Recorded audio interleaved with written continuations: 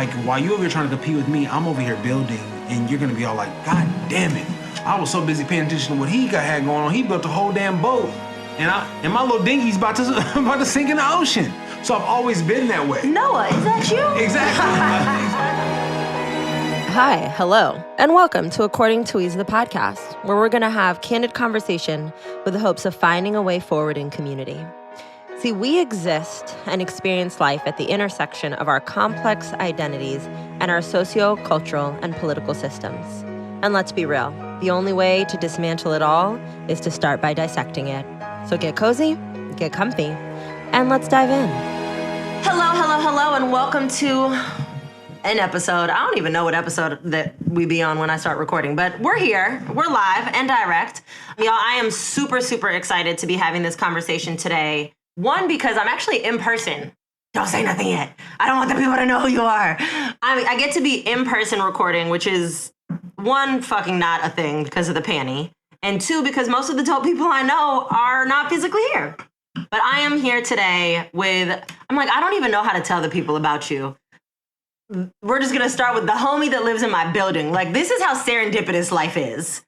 Y'all know that I moved into a new building, and I'm like walking through the lobby, and this individual saw Lola and was like, oh my God, your dog, and knew about bullies. And I was like, nobody ever knows about bullies. Everyone thinks they're small pit bulls. And I was like, I have one. So we just started talking about dog stuff. And then like a couple of days later, another homie in the building was like, oh, come with me to the homies like food pop-up thing. And I was like, I'm working, but I have an hour. Sure. Like, yes, I need to leave the house. And then I was like, oh, it's the same person that I just met. And this person does food. And so, y'all know I say the universe doesn't make mistakes. And then from there, found out that you have the most amazing little Frenchie who I for sure want to steal. Like, I do want to pull a Gaga. Don't be surprised if your Rico goes missing. I have him. But regardless, we started talking, and I figured out some things very quickly. One, we are very much like just life perspective aligned. We look at life in a lot of the same ways. Two, we really from Oakland, though, which is also very rare. Very rare. And three, our work is very much aligned. You just do it in a very specific way. And so naturally, as my listeners know, I like to bring people on who are doing this work in their own very specific lanes. And I was like, I gotta have this person on. One, funny, like cool, the conversation's gonna be great, but just so dialed in and tuned in to not only social injustices and the way that white supremacy works, but specifically with regards to food justice. So with that being said, Rashad, thank you for being here. Thank you for having me. It's a pleasure to have this conversation. Yeah, I'm excited. It's going to be good. Okay, so before we get it cracking, tell the people what you want them to know about you within the context of this conversation right now. Gotcha. So I'm a chef here in Oakland, but I'm also I call myself a superhero because I kind of do everything by myself. You really do. With like a natural ability that God has just said, I'm going to give you all this talent and share it for the world. Mm-hmm. So I'm a chef, but I'm also an entrepreneur, also an advocate for folks in the food business, specifically Black-owned food businesses. Mm-hmm. And then I'm also an advocate. I hate the word advocate sometimes. I'm an experienced veteran with everything from entrepreneurship to starting a business to closing a business to mental health and how important that is. And also just spreading the word how food has played such a role in systemic racism, and we sometimes forget about it. And so I'm trying to bring more light to that and let people know that there are Black businesses out here that can be successful, but we're coming up against too many brick walls that are deep rooted. Yeah. And it's really because people don't want to talk about it or address it. Yeah. So that's a little piece. Yeah. And I'm a Black man, and I go by he, him, there we and go. he. There we go. Oh, and my side name is King. I declare myself that. Yeah. Boom. I do love this idea. So I've been struggling, language is really important to me. And the word advocate or influencer or all of that irks my soul. Yes. And so I've been playing with, and this is actually how I think about you. I think about you as an amplifier or an illuminator. Yeah, I like that. Yeah. I like illuminator. Yeah. That's dope. Because I'm that is how I see a lot of the work that you do is you're I'm shining a light on a thing that is here and it has existed and it's a problem. And while I'm also actionable, right, and trying to fix the thing, like you play such an important role in the illumination of those things. For sure. So let's work backwards so that people can have a context and an understanding. Let's first start with, how did you actually get into this work? Obviously, food plays a huge part. Yes. And you are no stranger to certified in the cooking game. Yeah. You go tell the people or cannot? You can tell them. Okay. Yo, I'm Rashad won Chopped. Okay? The man doesn't play in the kitchen at all. But you also didn't just like show up at on the set like, I think I could do this, right? Like, so take us through, how did you get involved with food? And then really the moment that you were like, oh, there's some fuck shit happening specifically in food. Like, take us through that. So I'll start off by like, because I always say you always got to talk about where a person comes from so you know where they're going and know where they are. So my great-grandmother was a famous chef here in Oakland. Her name was Sarah Rawls. She started her restaurant back on 7th Street, back when that was like the Black Mecca or the Harlem Renaissance of the West is what they used to call it. She started a restaurant. She had a hot plate, and she was just serving egg sandwiches. And the backstory with how she even funded the restaurant or furnished it was because my grandmother, her daughter, stole all of the equipment that she needed for the restaurant to furnish it and get it started. I'm not really like I come from hustlers, like some real Oakland stuff. I was gonna say that is the most. It's like on the real. Like she stole everything. I don't know how she could get an oven. That was gonna be my question. How? Or a fryer or a flat top. I don't know. And like you need a truck. Like you need all people. That. You need. My grandmother, she was a smooth operator, and if she wanted it, she was gonna have it. Go ahead, Grady. That could be your man. That could be your clothes, your house. Whatever it was. I'm not mad. So that was the start of my family. My family were all food people. I have a lot of chefs that are certified chefs that have been in the business for a long time. But my Grammy, she was the one that really set it for all of us. And her being a woman, just coming out of a divorce, being homeless, moving to the Bay, she started cooking, and legit, she just took off. Yeah. And she faced so many trials with being a Black woman, not just from the systemic racism that existed at the time, but also she had a lot of trials with other Black folks because of the fact that she didn't play the role. She was always her. No matter what you did, no matter where you put her at, she was always her. And so that, she taught me a lot through her career. She died when I was younger, but my family, because of the crack epidemic that hit California so hard, and the heroin epidemic that hit us, which is also rooted in racism. Absolutely. That for 2 generations, her children and my mother's generation, my whole entire family couldn't even take what she left and keep on going with it. So I started from ground zero when I started this industry. I started cooking at 15. The first job I had was a dishwasher. Worked my way all the way up. I've worked in Santa Rita before. Damn. Okay. And if that is not a shithole, listen, that needs to be shut down. It's real. And so I've been able to see food from the aspect of restaurants, food trucks, caterers, and even in the industrial side, the hospital, the prison system, all of that. I've done it all. And then I started my business back in 2014 with no money. I just had the opportunity to start it. It was at UC Berkeley. I started cooking for sororities and fraternities out there. Okay. I was cooking for like 300 of them a day by myself.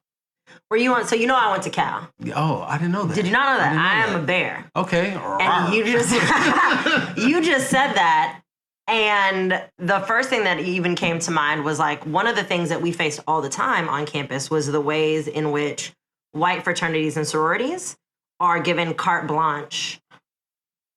The only reason they probably were even okay with allowing you to cook for them is because of the role historically that Black folks were given, right? The permission, like, we're going to bestow this upon you. You're allowed to cook for us or feed us or care for us. So I can only imagine the dynamic. They were definitely with it. And I remember one fraternity in particular, I ended the contract because I felt the tension of that, because I'm not a worker or an employee, I'm an owner. Right. So it's like, you're not going to treat me You're not going to sun me. You're not going to do that. And so like I was really about it. So I started my business there. Then I went to start catering in tech companies and started doing that. Launched a pop-up restaurant. Opened up 2 restaurants. They closed. Which I do want to, we're going to put a pin on that one and come back to. Yeah. Because there's a lot there. It's all rooted in that. To go back, I used to audition back in 2014, 13 for a lot of the different cooking shows. And one day I got tired of doing it and I was just like, God, you know what? I'm not going to audition for any of these anymore. If any of these shows want me on their show, they're going to come to me and ask me. So I put that out there.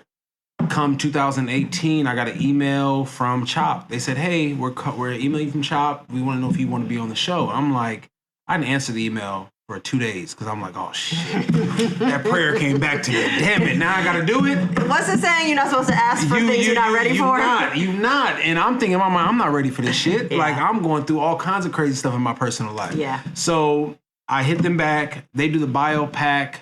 Yeah. I go on the show, hella nervous, don't know what the hell to do. I'm over here like I'm going through some crazy shit in my personal life, like going through it. And I'm with all of these people. And it was so funny because systemic racism is such a thing that even people that are with the shit, that are allies, they don't even know that when they operate in it because it's such a normal thing. Yep.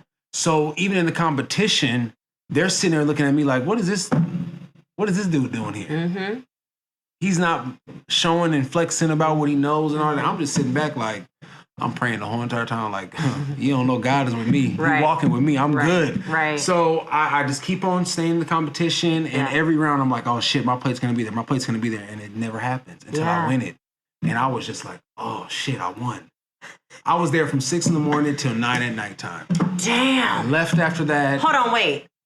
You did the entire season in a single day? So it was just one episode. Well, and you do it in one day. So this is how y'all know I don't watch all these shows, which is why I'll be honest. When I found out I was like, which one is Chopped? I had to Google it because they're all the same to me. Yeah. In my defense, it's because I don't have real TV. I only stream. Yeah, same here. So I did not know that. It's one episode. So it's one episode. All day. You shoot all day. But they make you make so much food on all these shows. So the way it works is it's what? 3 rounds. Because you like go back and come back and go back and come back. It's 3 rounds. My dumbass thought that was multiple days. Yeah, no, it's one day. And legit, we have the clock and all that's real. It's not fake. Like they really give you 30 minutes to cook everything. You legit, like when you walk on set, the baskets are closed, you don't know what's in the basket. They do this thing where they have you open it up, close it real fast, then open it up again because they have to shoot it. Yeah. Open and close it. So as you're opening up, you want to look down to look at, but you can't even look down because it's so fast. Yeah. So it's bam, bam, bam, and then it's like competition goes. And the clock, everything on that show is real. None of that shit is fake. Yeah, but I just didn't realize they made you cook so many meals in a single day. Like I'm not chef level by any means, right? Comparatively. For sure. But my mama taught me how to cook. Thanksgiving, I make my mac and cheese. I be in there. And I just think about like a singular meal sometimes. I'd be like, that shit is I'm so tired, I don't even want to eat it. That shit is a lot. Yeah. And I cook all the time. And like, it took me all day to make this damn vegan curry stew that I made because I'm like, I'm tired of going to restaurants. Yeah. I got to eat at home. Right. And so I know the feeling. But so I'm just like sitting here like. It was intense because not only did you have to cook, right? So you cook and then they pull you away and you have to go and do interviews. Oh, shit. So you have to talk about that what your dish in between is. part. You have to talk about how you feeling. And I'm sitting up over there just like, my brother is tired. That's how I feel. Like, stop talking to me. But you got to do it all part of the show. So when we finally got done, Marcus Samuel, the black guy who owns Red Rooster in New York, he sent me and the guy. That one I know. Look, for sure. He sent me and the other, the runner-up guy. We went to his restaurant and got toe up. Like I believe it. Because in Red Rooster, you gotta on a Saturday. You gotta have reservations. Oh yeah, that shit is lit. So they walked us in. We had our own little section. The chef was making custom meals. We was getting drunk. Dope. My Airbnb was right down the street from the house. I was able to walk back drunk. Yeah. And it was a good. But I still couldn't believe it. And I couldn't tell anybody for a year and a half. Oh damn. No one knew I won. I did not tell nobody. Were people allowed to know that you were on it? So my family were the only ones to know. I couldn't tell anyone else. Damn. So my family told me, and then for like other people that I knew, I'm like, I was on this show. I just can't tell you what. Yeah. And that was only for business purposes. Yeah. But other than that, no one knew. I had to be quiet. I'm an NDA king. Like when I sign that shit, I don't say a word. Oh yeah, I don't play with because those I be thinking people be recording me on my phone and shit. So that's just that's just my paranoia. You know what I mean? I mean, or some of the shit that's been happening in our building. You never know. You never know. Listen, you never know. Y'all, that's another episode for another time. Okay, hella crazy. So you win. You have to keep it under wraps. You're seeing how being on this show, people who say that they're accomplices and with the shit and all of that are really still very much participating in systems of oppression. And my listeners know we don't play complacency because complacency is complicity. For sure. Right? Well-intentionedness doesn't get you a pass.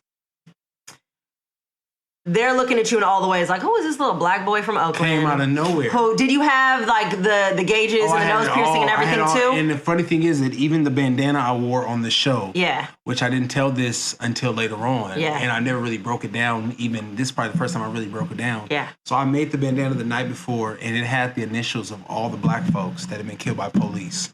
That's dope. And I did that because I'm like, I'm walking in there with y'all. I was just gonna say that. It's such an important thing that people don't know. Like the blood that was shed for those people, that innocent blood. This is why America keeps going through what they're going through. It's because they haven't even acknowledged it, and it keeps happening.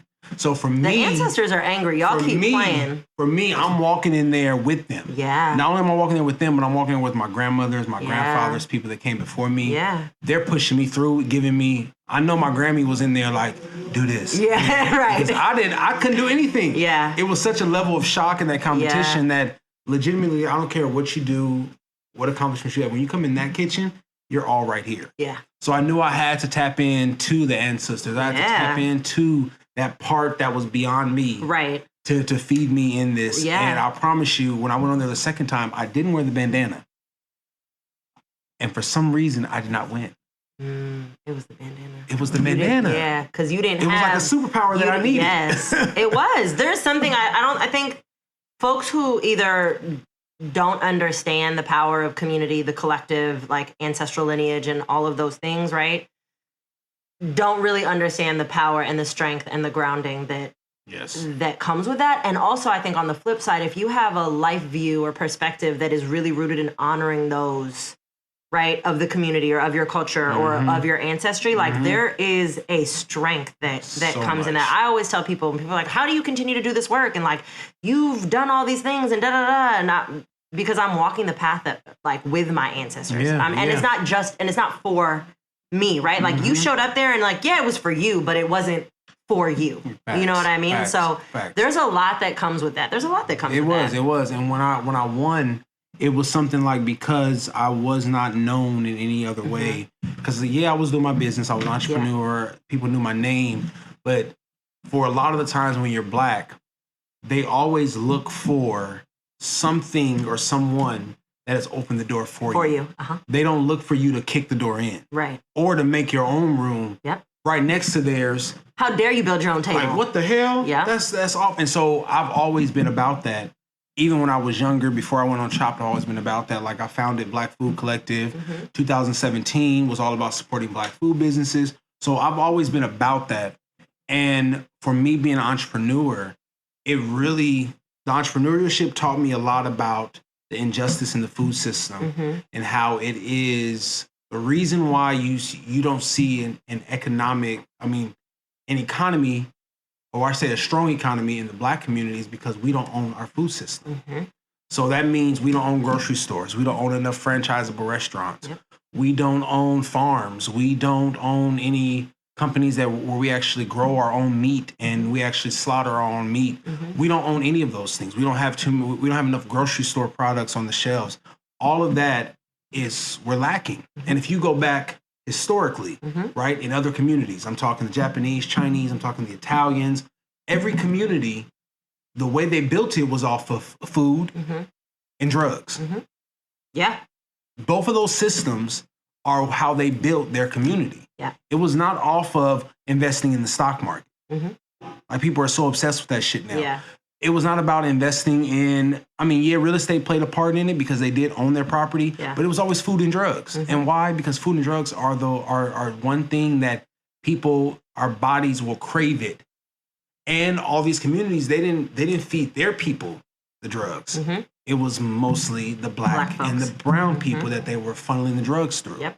And so the food system, for in the black community, we are missing that so much. And because of that, we are lacking economically because we don't have that power. And I learned all that through going through entrepreneurial lifestyle, opening, closing restaurants, and understanding the lack of equity, the lack of space, the lack of like banks giving out loans. Like you would think, if you looked at my books, I'm showing growth. There was never, the only time I declined was when COVID hit. And even then for the amount of money that I did bring in during that time, it was still like, damn. Yeah. You hustled that. Right. But I've always had to hustle that. Right. And me even now going to a bank and saying, hey, you know, I need 1.5.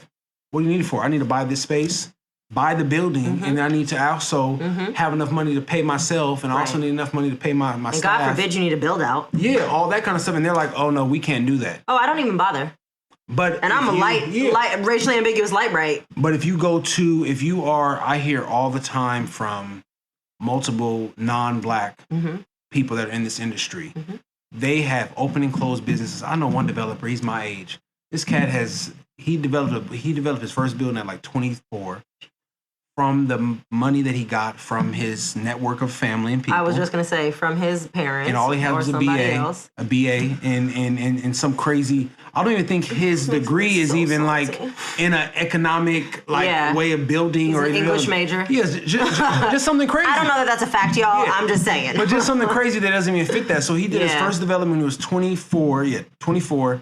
He got $5 million, was able to raise $5 million. That project flunked. He lost the money. By 27, he was able to get another $15 million to do his other development.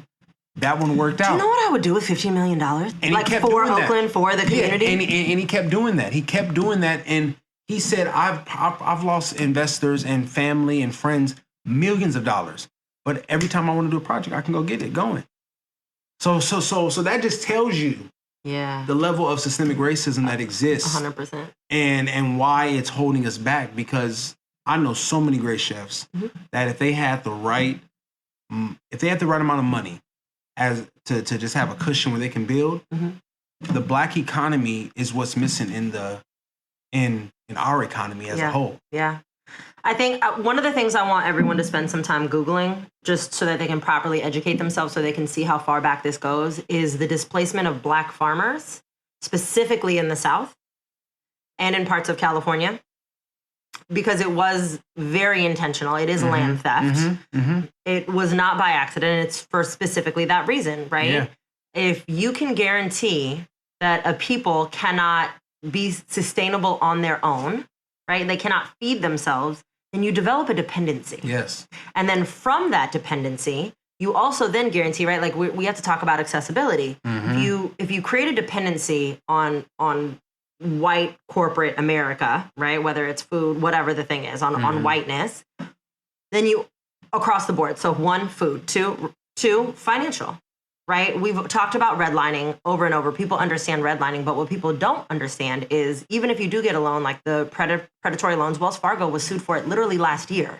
So this isn't something of the past, right? Predatory loans specifically for black and brown folks, specifically for home ownership or business, right? And then you look at the way that, to your point, real estate, right? Like we like to pretend that there's the Fair Housing Act is real, right? That shit is a complete fallacy. Yeah. It's on the books, it's on paper.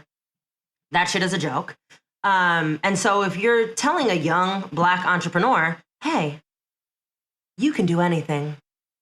You just have to source all of your fruits, vegetables, and goods from white providers who are going to mark it up because you don't have access to it on your own. You can open the restaurant, but you have to fund it through our banks, which are intentionally built to ensure that either you do not get the loan and or if you do get the loan, you will be paying such a large amount in interest that you will never be able to be a profitable business because the interest in itself will cripple you. Yep. 3, everybody knows this. What makes you pop at the end of the day is also location, right? So redlining doesn't just happen with regards to home ownership.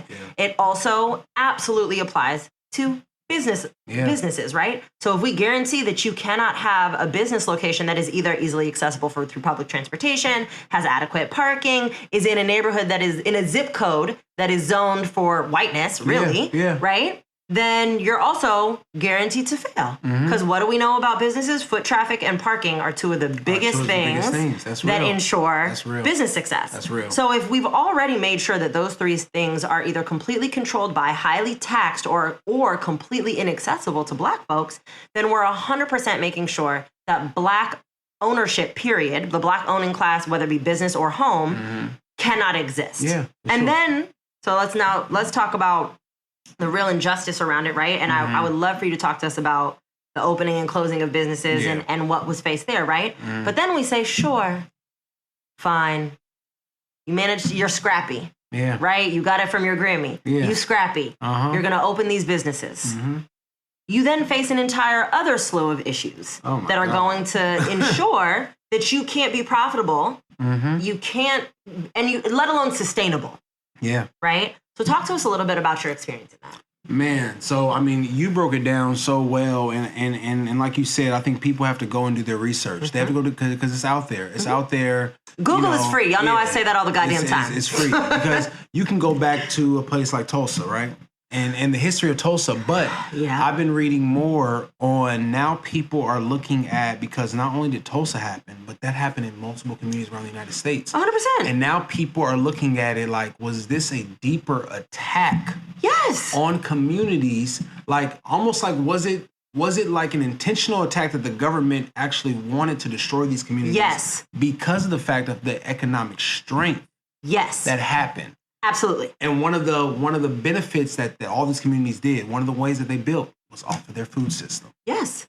It was not off of any other business beyond their food system. The food system was able to supply, the food system and the church.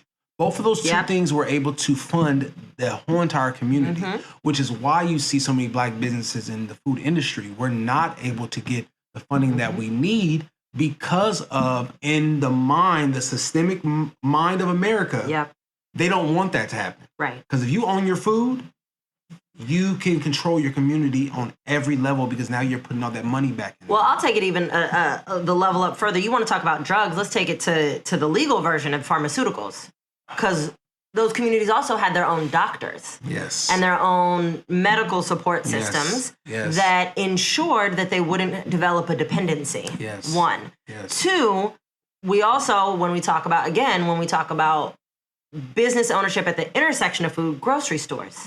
You had Black local grocers that ensured that the quality of goods and foods that were being provided in the community were able to actually, one, feed people, but feed them properly and provide them with the proper nutrients so that they then also wouldn't have to go to the doctor and then develop dependencies. So this is why, like, I tell them all the time, like my listeners all the time, like, we exist at the intersection of all of these socio-political systems. We cannot extrapolate them. They don't exist in a vacuum, right?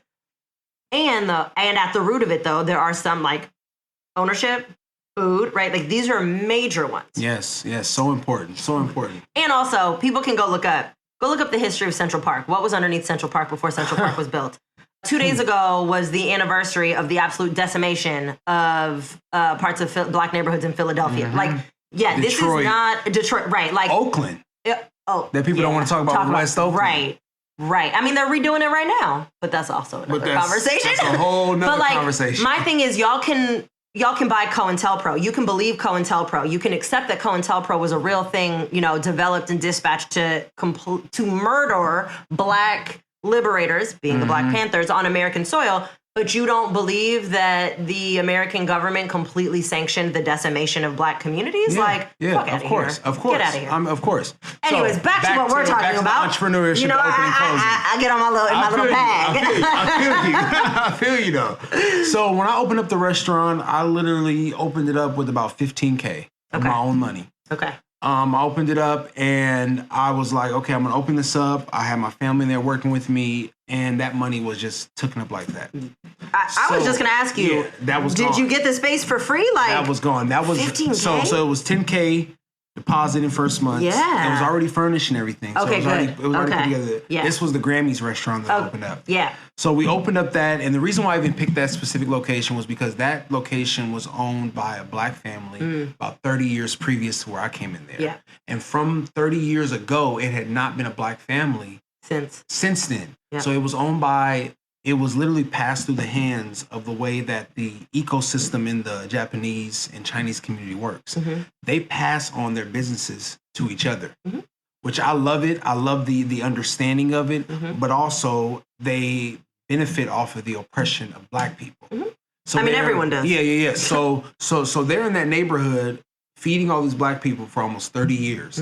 Everybody's coming to them. So we came in there, took it over, and it was going good, but it was going good to where I can only make enough money to keep it going. There was never no moment of like, I can rest. Yeah. And one of the other things that people don't think about when it comes to restaurants is that you have these bigger food purveyors. Yep. Like, you got the Cisco's, the food, what is it called? Food warehouse, and all these people Larger that actually distributors. sells wholesale to big companies. So this is something that I found out in this time period, is that they actually, it's a very, very rare time that they give credit to black-owned businesses, like the way they give to other businesses. And what I mean by credit is that you have a 30-day invoice payback period. Sometimes you can get 6 months, 90 days payback period. Black businesses do not get that. They do not, no matter how good our credit is, how much money we've made, none of that, we get denied to where we only get up to 3 days, 7 days to pay back each invoice. It crushes you. It crushes There's you. no way. It So crushes anyone you. that's a business owner right now is like, what the fuck? Yeah. Even if you can make $40K in sales in a week, you have to pay people. You have to run your rent, business. insurance, You have to, you have to pay all of your expenses. And so to turn around and ask somebody to repay that amount of money in that short of a time is also very intentionally creating a cash flow problem.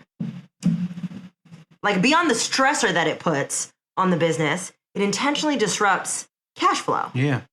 But if you think about what the intention of these food distributors are, the intention and the reason why they are established is to support food businesses by helping us keep our cash flow while allowing us to get the food we need while paying them back on a certain time period. That's their intention. That's what they go on. Like, we're here to help you guys make more money. Yeah. And we're going to give you 30 days to pay back the invoice so that you can make that all that money in a month. And we have no problem then making sure that you And that would make sense, right? Because if you reconcile your books at the end of every month, you're like, okay, I pay rent once a month, I pay this once a month, I pay that once a month, I'm going to pay my food bill once a month. That's what I'm saying. That would make sense from a business perspective. Yeah. If you order the food on a Monday for the entire week, but you got to pay the food back on a Wednesday, you haven't even hit your weekend stride to make back, which I'm going to guess is where most of your food sales are done. Exactly.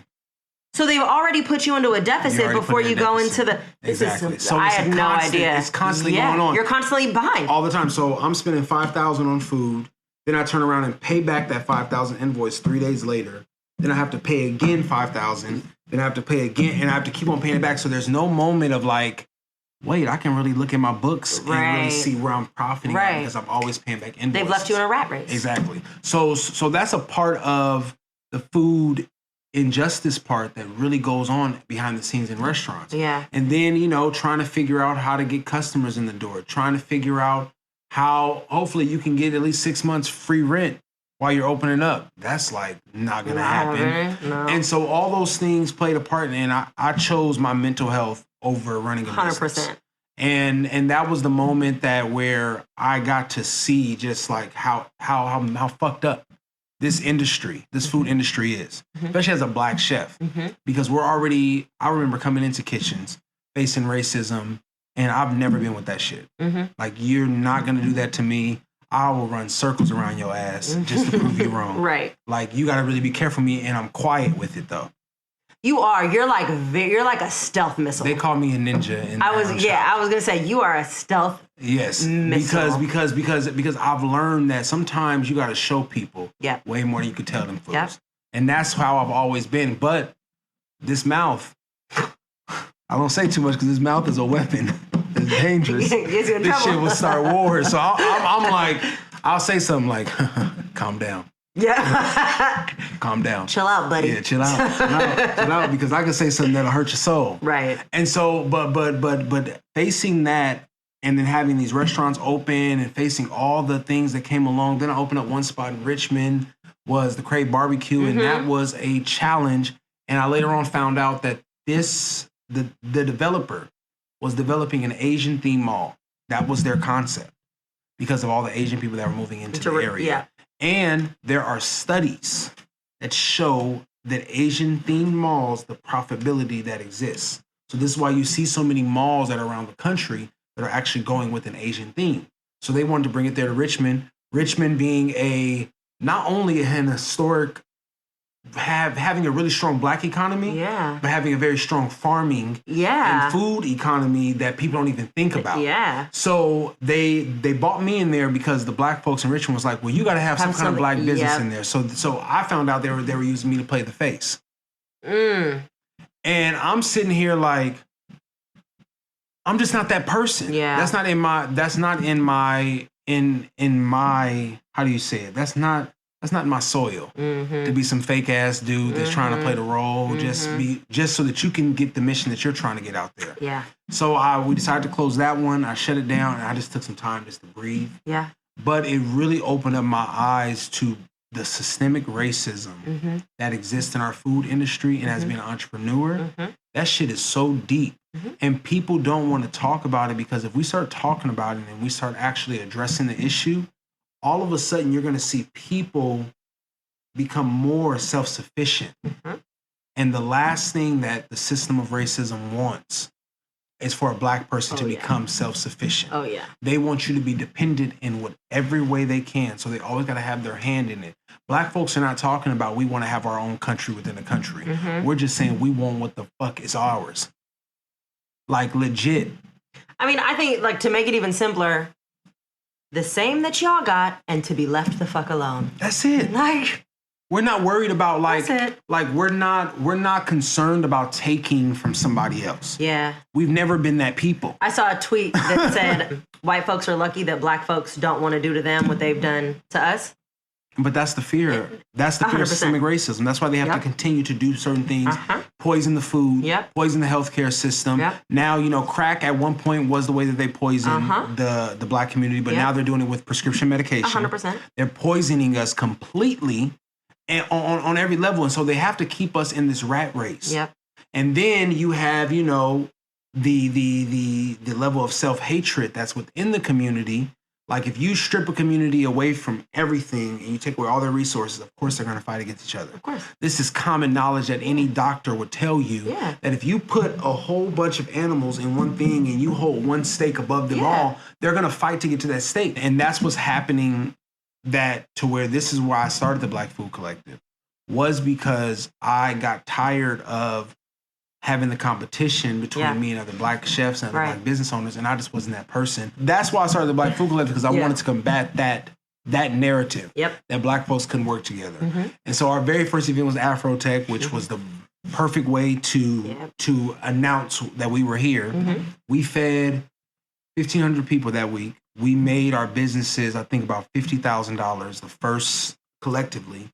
Then after that, we were able to do Facebook events, YouTube events. We've done Google events. So from the time we started in 2017, I think to date, we've put about $200,000 in the hands of Black businesses. That's amazing. Since we started. And remind you, this was just a vision that I had. I came with the name out of nowhere, but with the intention that Black folks, we can work together. And I've sacrificed, legit put up so much money and all that, because I believe in the cause so much, because I get tired of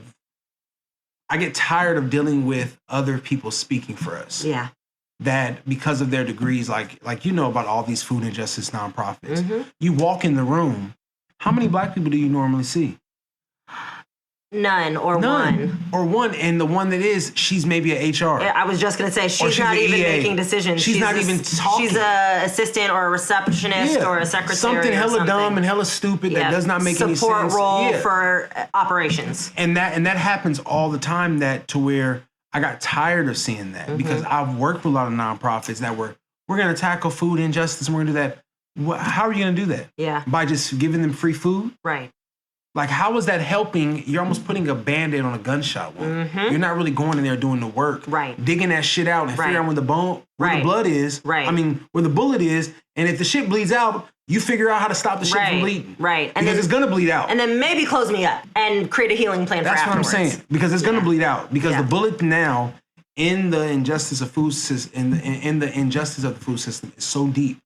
That shit has to bleed out in order for it to be healed. Yeah. And that's what's happening because you have so many nonprofits, you have government programs that talk about feeding people and food injustice. But it's like, how are you teaching people how to become self-sufficient with their food? Yeah.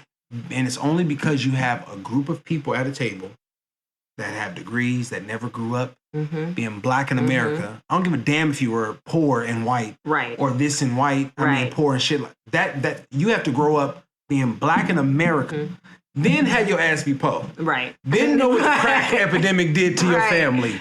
Then know what the prison pipeline did to your family. It's levels to this shit. It's levels to this shit. And you can't miss those levels because if you do, you might have a degree in food science and economics and all that, which is great. I would love to bring you to the table. Right. But guess what? You're not running this show. Right. You're an advisor. That's it. I'm needing you to do research. Yeah. And go give me some statistics and bring them back to me so I can be able to talk about this shit on a deeper level. Right. Because I can talk about it from an emotional standpoint, from an experience standpoint, but there's also a scientific standpoint behind it that exists out there. Yeah. Now that's where we do need your degrees to come to the table and talk about the shit on a deeper level, but you don't need to be running it. And a lot of the nonprofit food systems that are fighting, they're all rooted or are controlled by other white folks, which, they have all good intentions. But I don't really care about their intentions. But it's like you got good intentions, but again, you're not talking to the soul of what's really going on. Well, they can't, right? They don't One have of the things, and my listeners know this, whenever I give them a direct call to action, it's find an organization that is truly run by, operated by, controlled by those that are closest to the pain, right? Whatever you're talking about. If you're talking about immigration, it should be immigrants, right? If you're talking about xenophobia, then it's immigrants. If it's transphobia, it's trans folks. If it's black shit, which is everything, all the isms, then it's black folks, right? Like so on and so forth. If you're talking high schoolers, it's high schoolers, right? But what ends up happening is that we have white saviors. We have white folks who are well-intentioned. We have white folks who are very well-resourced. But because they haven't done their work to know that they need to decenter their whiteness and listen to those closest to the pain and be support and advisory roles because they've never been taught to be support or advisory, then they end up taking up all the space and they end up perpetuating the whiteness. Yeah. And that's, through and through. And you're not actually helping anyone. You just feel better about yourself. Yeah. You can go home at night and say, Black Lives Matter. I'm not one of those white people. Yeah. Black Lives Matter. Yes, and you're like, oh, no, you're one of them. Right. It's just subtle and quieter. It is. And it tripped me out because I was always thinking in my head, the problem with hunger in America has been around for a long time. Yep. COVID exposed it in another way, exposed me to it because I didn't know that there were actually kids that the only time they actually got to eat was when they went to school. I didn't know about that. I knew, coming from the hood, right? I know people that sell food stamps. Right. I know how crackheads be working. Right. I know, I understand that. I get that part. I understand how parents are working. They have time to cook for their kids, so they're fast food and all that. I get all that. But to see it, and not just see black folks, but to see every person of all walks of life that are facing hunger in a way that they are facing hunger, it was like, whoa, it opened my eyes up. And so I thought to myself, I said, what if it's almost like the food system, or we'll call it this, the food doctors and the actual medical doctors. We know that the medical system here in America is meant to keep you sick. Yeah. Because that's the way it keeps it going. Yeah.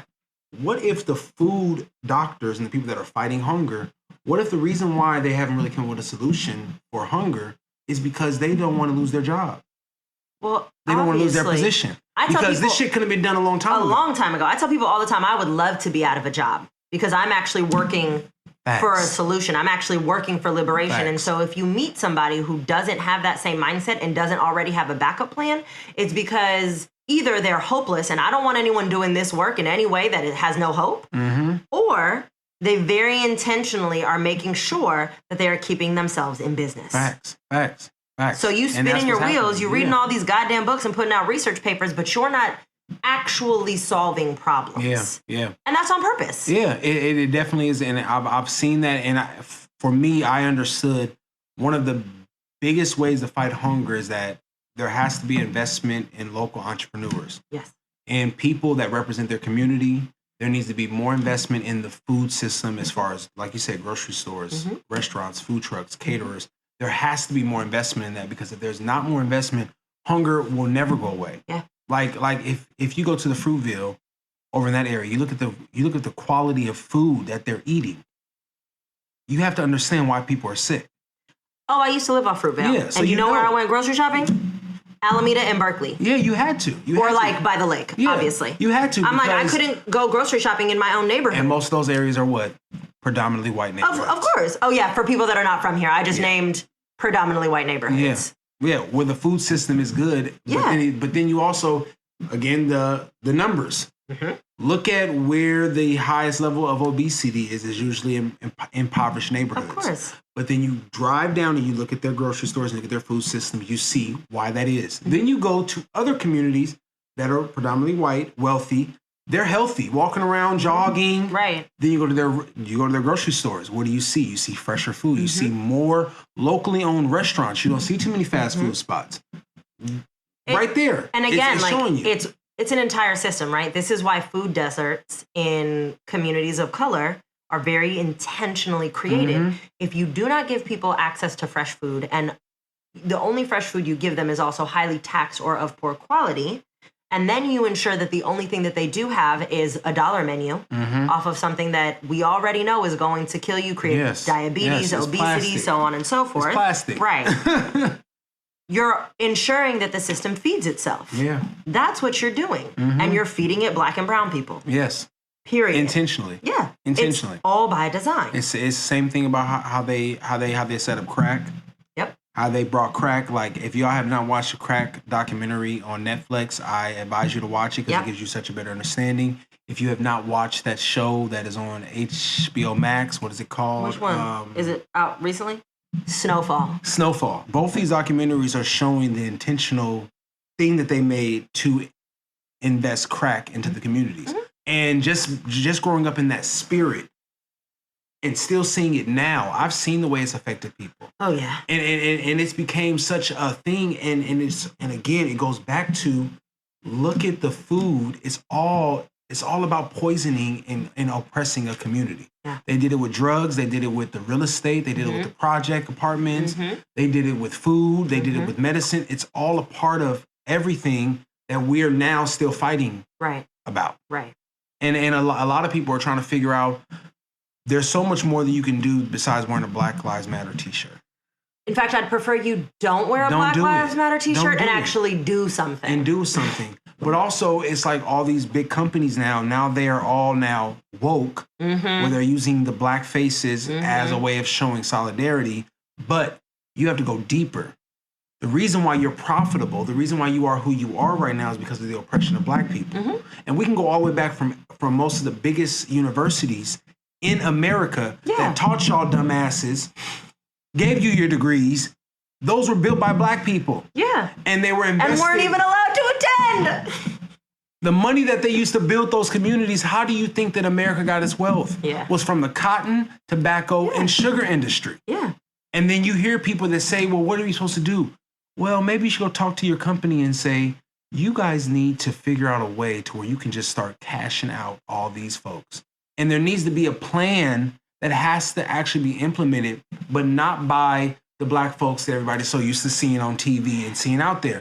You need to get people that are actually doing the work. That are actually doing the work to where they can tell you, well, okay, we'll sit on down. Write me a check for $20 million right now. Listen, I'm telling you, what I would do with that money? They could do it. I have all the plans. I have programs. Safe Haven. It's ready. Reinvigorating all of the Black Panthers programs. Like, it's ready. I just need money. It's ready. But listen, that's what everybody's missing. It's like, so one of the things, going back to food, is also I wanna like really reinforce this point. Again, the only thing we're missing is the money. We have the ingenuity, we have the know-how, we have the experience, we have the brilliance, we have the doctors and the scientists, we have all the things.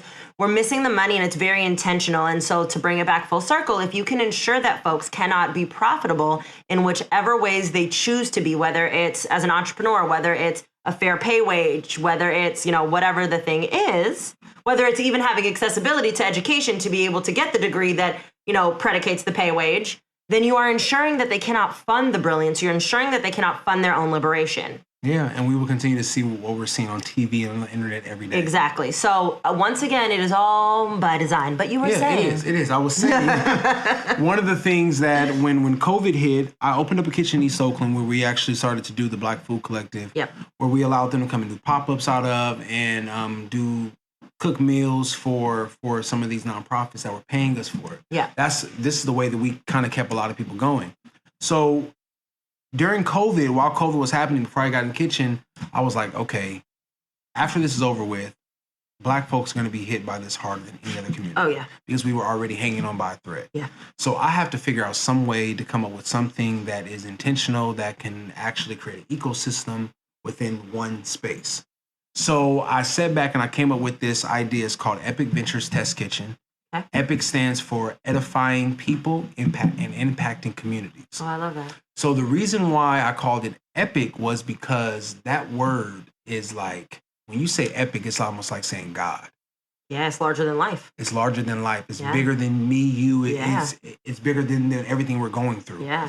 So I came up with this. I did research about ghost kitchens.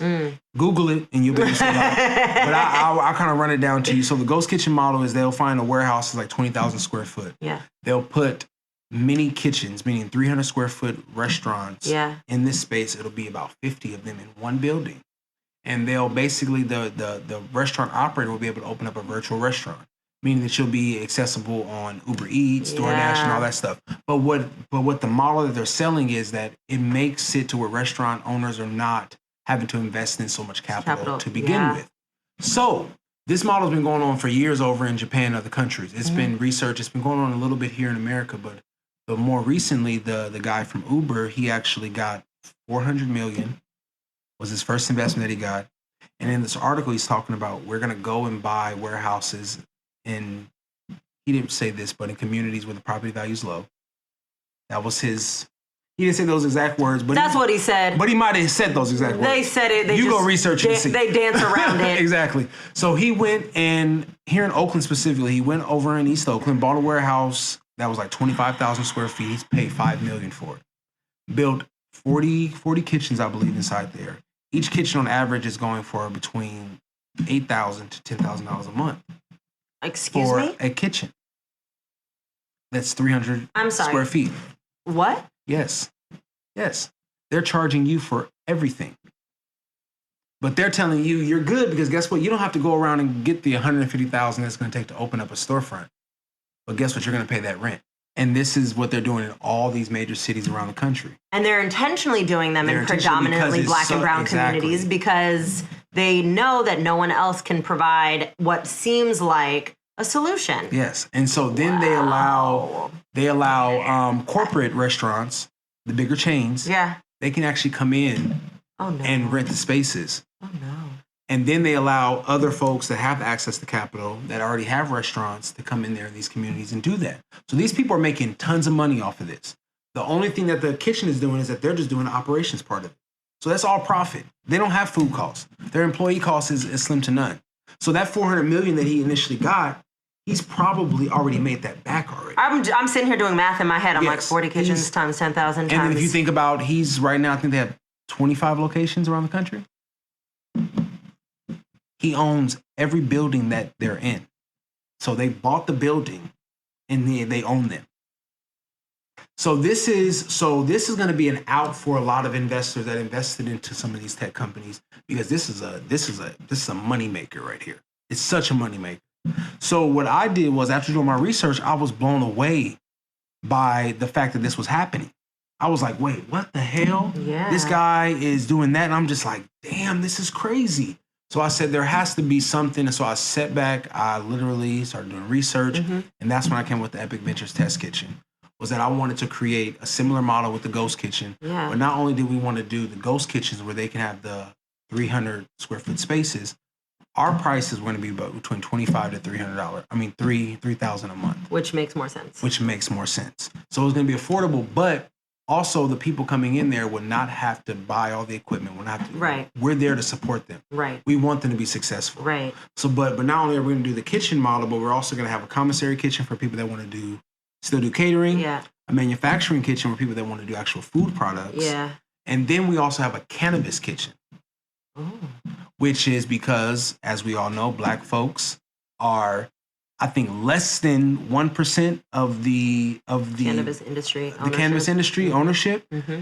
And I'm like, well, we're 100% of the folks that's the motherfuckers that's in jail. I was locked just up. Gonna Still, say that. Still locked up in jail. I was just going to say that. After it's been legalized, because apparently we don't know how to fucking expunge records. We taught you guys how to open up dispensaries. We taught you how to make edibles. We taught you how to bag it. We taught you how to grow it. And now we're in jail, but you guys are becoming billionaires off of it. I literally tweeted on 420, y'all are distributors and business owners and entrepreneurs and visionaries, and Black folks are thugs and drug dealers and all that. And in jail. Similar to what they did with the cotton industry and the sugar industry. It's the same thing. 100%. So with my concept was that I want to create an ecosystem. So not only that, we want to have a farm there. Yeah. We want to have storefront, like 5 storefront restaurants, and we want to have a grocery store that's all within this same 20,000 square foot, 2-story complex. And we want to build it in West Oakland. I was going to say you can do it in the West. Yeah, we're going to do it in the West because that's one of the places that's certified to actually do cannabis. Yep.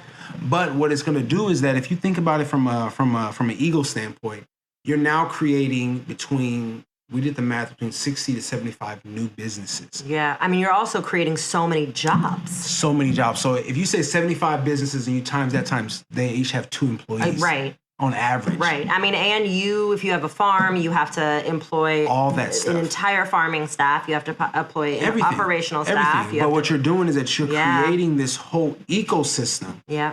And so we want to take this model and do it here in Oakland, but we want to take this around to every city that we can. Yeah. Do what he did. Uh-huh. But not do it to where we're trying to take advantage of the community. Don't be predatory, actually. Join the ecosystem and support it. Yeah. Exactly, because I'm one of those people that I believe that the reason why sometimes you have to watch out with some of these nonprofits is because they're so big on we're a nonprofit, we have to be community, they have to do all that. You have to have that business piece of it. Mm-hmm. All these folks out here, they're playing sharky games. Mm-hmm. You got to be a business-minded person to be able to play with them and say, well, guess what? You're going to make profit by being predatory over people. I'm going to make profit off of actually investing in people. In the people, yeah. And seeing people grow. Yeah. And actually be able to go home at night after working 8 hours and live a normal life and not be stressed the hell out. Mm-hmm. They're not thinking about any of that kind of stuff. Yeah. And so with this model that I came up with, I'm like, okay, it's going to cost about $150 million to put it together. And I believe it can happen. Great. So how do we raise money for this? That's where I'm at right now. All right. We have enough venture. When you hear venture capitalists talk about how they raised $300-400 million in their investment fund, and I'm just sitting back like, damn, the money's out there. Mm-hmm. I don't know anybody that's afford $350 million per dollar person that has that in their bank that could just be all like, they're out there. I mean, I don't know them, but they do exist. They Jeff exist. Bezos is real, so they got the money. His wife, Bill Gates. Look at all that. Hey, Melinda. Hey, girl. What's up, girl? Look, pull up.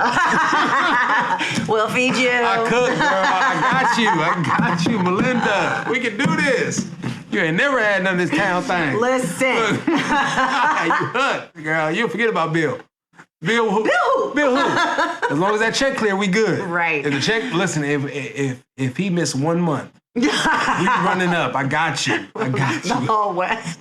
And for the listeners, we're recording this in May because Rashad has some things coming that we won't go into. Y'all will just know shortly, soon, publicly. That means this man gonna be real busy for the next couple months. And I really wanted to have this conversation, so he blessed me with his time now. So even though y'all are gonna hear this for season 3 in the fall, we're recording this in May, which means by the time this comes out, you will have links, you will have infrastructure. So we always do calls to action. We could talk a little bit more about them in a second. But one of y'all calls to action, I'm going to tell you right now, is open your little computer or your phone. Go to the links that we provide in the show notes. and make sure that you are donating. Make sure that you are providing financial support to this project, because I will be. I'm telling people, and I believe this so much, the violence against black people when it comes to cops killing black people, when it comes to other folks killing black people, will continue to exist. The only way you stop that is that you have to put economic power in black people's hands. Period. Because then guess what we can do? We can choose who our police are in our community. We can choose who our mayors are. We have lobbying power. We can choose who all that, we can control all of that. And until the money is put in our hands where we can control that, we will continue to see hashtags. They will, it's not gonna stop. People say, oh, reforming the police and all that kind of shit like that. That's all beautiful. Oh no, they know that where I stand on that. Reform is not an option. That's not an option. It's like, it's like this is common sense, but we can reverse it by investing into more businesses, the economy of black people in their communities. And this is why I came up with this thing. I'm like, damn, why has no one else thought of that? Yeah. And the only reason why I can think of it is because people are looking at it from a standpoint. I want equality. I want equality. I don't want equality in a system that hates me. Yes. Dr. King said it so well right before he was murdered by our government. He said, I feel like I have made a mistake. I feel like I have segregated my people into a burning house. Yeah. For Dr. King to say that, then they take his head off. He basically just said that I've worked all of my life to getting segregated, to ending this, to bringing schools together, to bringing the ecosystem. But he said, as I sit back and I watch what I did, I've brought my people into a house that's already burning. And the only reason why they let you in was because they want black folks to put the fucking fire out. Yeah. And I love that nobody likes to remember those parts. Oh, no. Right? Because that's not convenient. Oh, no. They want to I have a dream. Right. That my kids can go to the same school your kids go to. Right. Why would I want to send my kids to a school with your children that you have raised to be racist? You've literally raised to throw rocks at my child, to think that my child deserves to die solely because they have black skin. That's it.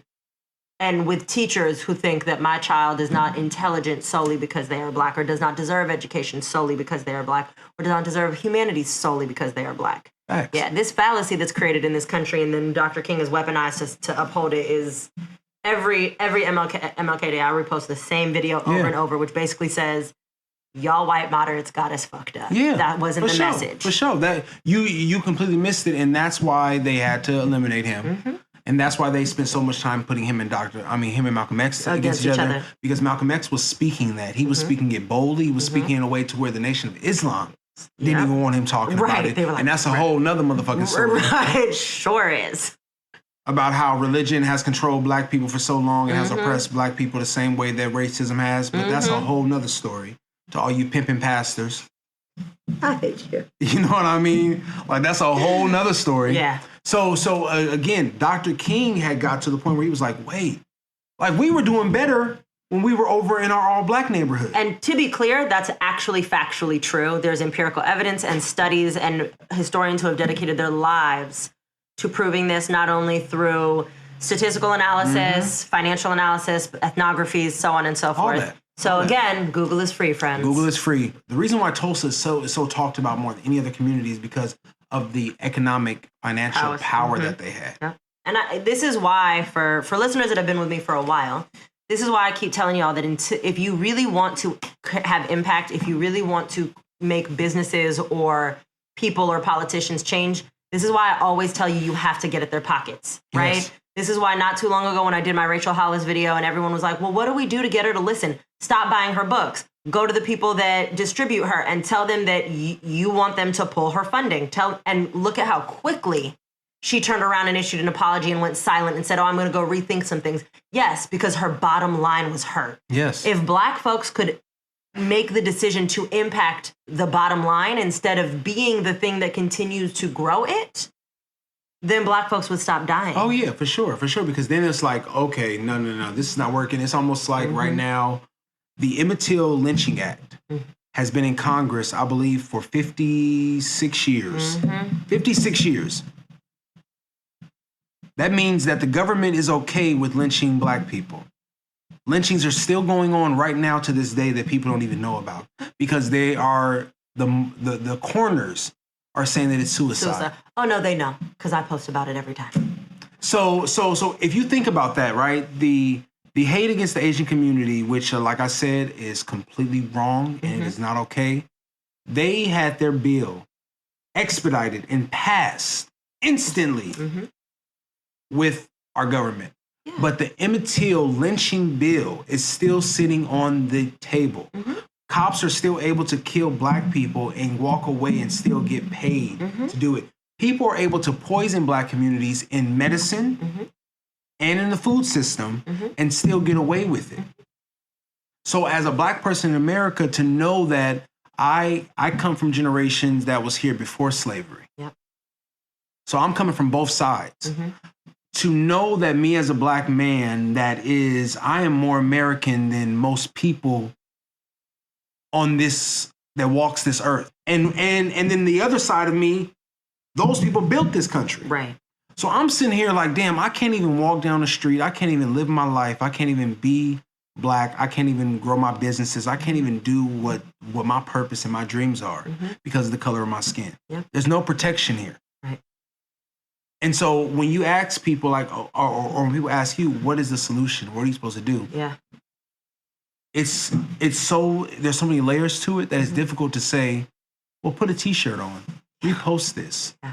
Black square. Or come to a march or a protest. Yeah. It's so much more deeper than that. Yeah. And there's so many layers to it that if you really want to have a conversation, you have got to get rid of emotions. You have got to get rid of that self-serving part that all humans do to where we're like, I can fix it, or you are playing the victim role, or like, I'm sorry that my answers, I don't give a shit about your sorry. It's no more sorry no more. Yeah. It's no more sorry no more. It's no more like, well, what do we do? Right. I'm going to write a letter. It's deeper than that. Yeah. Because every system that exists in America is to oppress black people. And until those systems are, I don't want to say destroyed, but until they are reconstructed. I like the word dismantled and reimagined. Yes. Dismantled. And then there won't be no freedom. There won't be no freedom, and black folks will continue to die. Yep. And our lynching bills and every other bill that is at the Congress that's sitting there, right?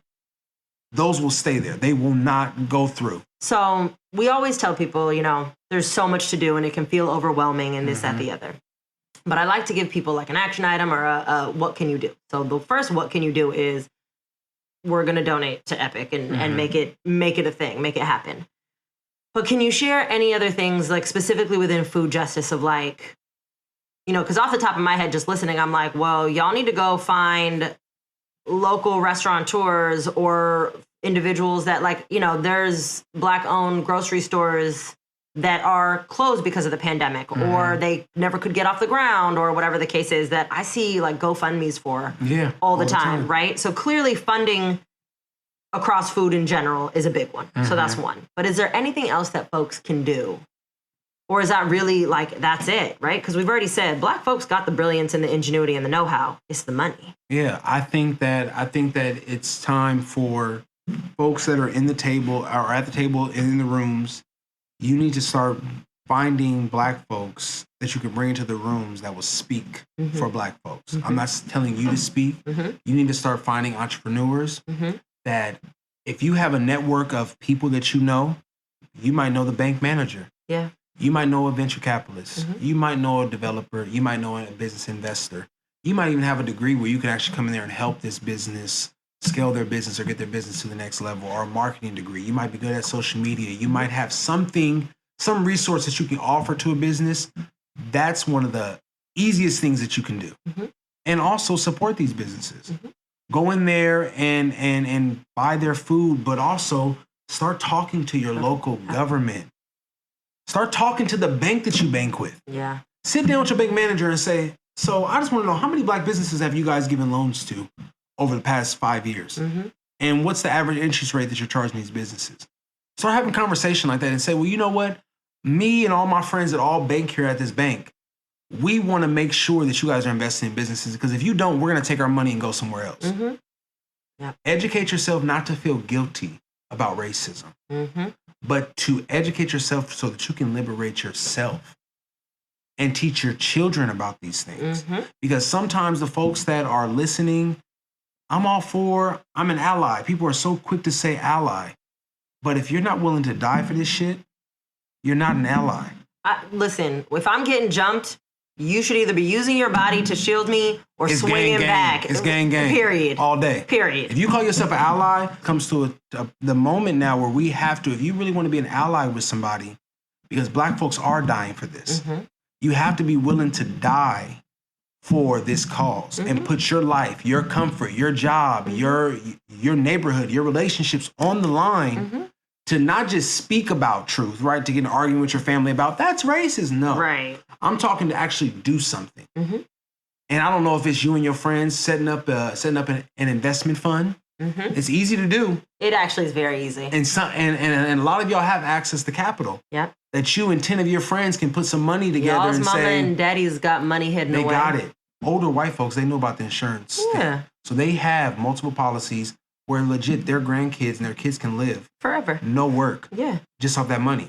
So now their grandkids are looking to, how can I invest this money? So again, some of your listeners have those connections, know those people. It's time for you to open up those doors, risk your relationships. To say, okay, you want to help out? Well, I know your grandfather just left you $300 million. Right. You're good. Let's invest that $300 million. I'm not telling you to give it away. Right. I'm telling you to invest it to make your money back off of it. But invest it in a cause that's going to liberate people. I mean, I say give some of it away because your granddaddy made it off the backs of Black people at some point. For sure. But for real, like, get uncomfortable. I'm sorry, go have to work for a little bit. You'll be all right. Nobody needs $300 million. I promise you. But if you think about how much money you can make off of $300 million. But that's the other thing. Like, you may not even have to work. Ever. If you find the right Listen, if you're a hustler, you can make a lot of money off of almost nothing. One of the other things that I want to say before we go, and this will all be in the show notes so y'all don't go frantically searching for the links. I love when people come on the show and they basically reaffirm things that I've been saying forever. So what y'all heard Rashad just explain was the All the World's a Stage video. I'll tell you about it later. But it's how to actually stand and accomplish it. What does it look like? How do you take whatever skill set or resources you have and make them a part of the movement? And it's about doing this work to dismantle the systems of oppression that exist inside of you and to reconcile your relationship with systems of dominance and white supremacy because you liberate others by way of your own liberation. For sure. Go watch the All the World's a Stage video. It's on Instagram, but we'll put the link in the show notes. It's like literally 2 years old, and unfortunately, it is still very relevant today. Before we wrap, is there any last gem that you want to leave the people? Man, we gave them a lot already. Yeah. We gave them you a lot. don't have to. We gave them a lot, but I think one of the things that you always have to, like, what I live my life as and why I go through my spews of depression and anxiety is because I look at it and I say, if one of us is oppressed, we are all oppressed. Absolutely. So it's never like I'm on the hill and you're down there and I'm good. We're all human. We're kin to each other. And it's like, if one of us is going through something, then we're all going through. That's what family is about. Yeah. And if we want to have a community where we're family, you have to be able to sacrifice your own happiness, your own comfort for others. So I'll leave that with you. If one of us is oppressed, we are all oppressed. I don't care how much money you got. 100%. So George Floyd is your brother that you had to watch get murdered on television. Yeah. And if you don't feel that pain, if that does not grab you and get you all messed up by seeing someone murdered, or like the little girl who was shot by the police because she was trying to defend herself with a knife.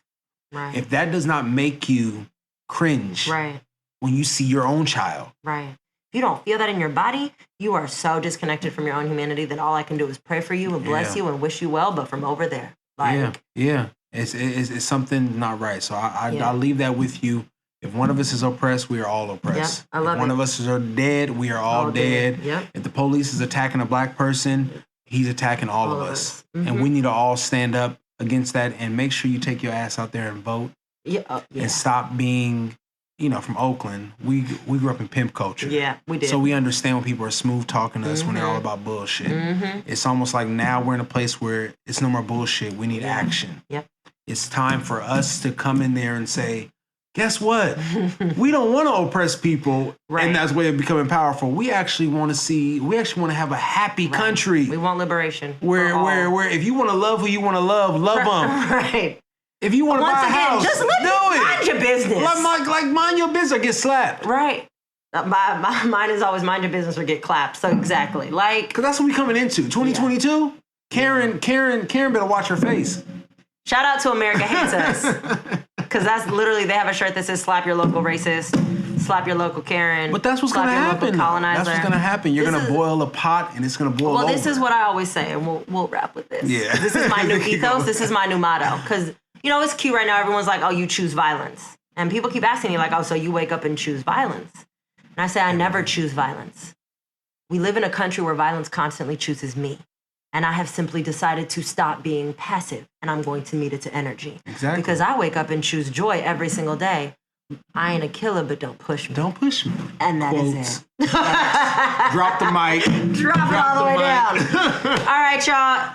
Thank you so much for being here. This was such a good conversation. It was. I can't wait for it to air. Y'all, you know what your directions are. You got a lot to go Google and learn. When we post, because we always post the episode on Instagram. When we post it on Instagram, I want y'all to come back to that, and I want you to leave in the comments everything that you learned from Googling. This is how I'm going to hold y'all accountable. And I don't play that shit. Come back to the comments. Tell us what you learned. Tell us what moved you. Tell us what struck you. And make sure, once again, you share this with your friends, because knowledge and information is power. For sure. All right. Until next time, y'all. Bye. All right, y'all. That's all I got. But don't forget your action items. 1, join me on Podia, where you can get access to tons of BTS content, including a very special Weezenaire interview with all of our guests. 2, rate, review, especially a written review, subscribe, like, and share this podcast with all of your peoples. 3, if you aren't already, go peep me on IG, follow me there, and, most importantly, keep coming back. All right, until next time, toodles!